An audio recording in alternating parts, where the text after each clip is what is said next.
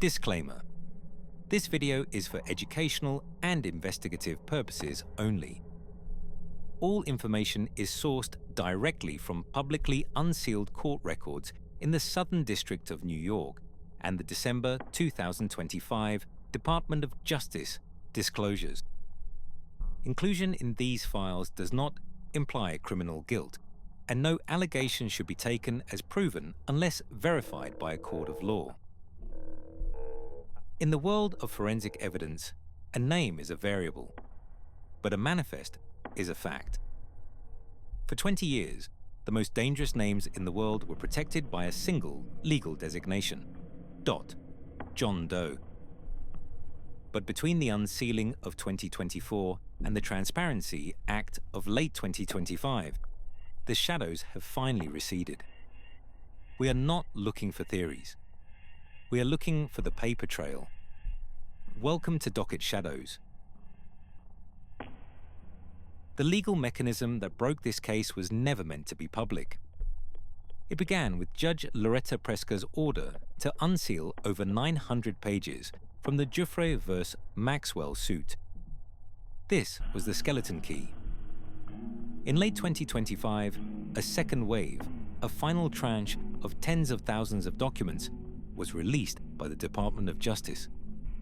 Among these files were over 10,000 videos and images, a digital ledger of a world built on influence and silence. The files confirmed what the public long suspected. Secrecy isn't just about hiding, it's about logistics. The forensic data is found in the flight manifests of the jet nicknamed the Lolita Express. The December 2025 files confirmed that President Donald Trump was listed as a passenger on at least 8 flights between 1993 and 1996, several more than previously acknowledged in early reports.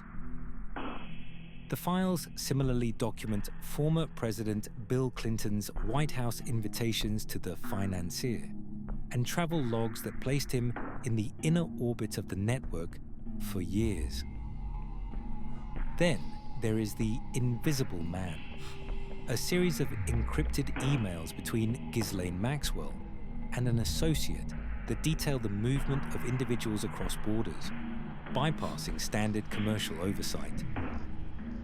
In these documents, individuals aren't people. They are assets. The weight of this case rests on the depositions. Johanna Schober's sworn testimony describes a social world where the elite mingled with the vulnerable. She recounted meeting Prince Andrew, Michael Jackson, and David Copperfield. But the most chilling forensic detail is the recruitment structure.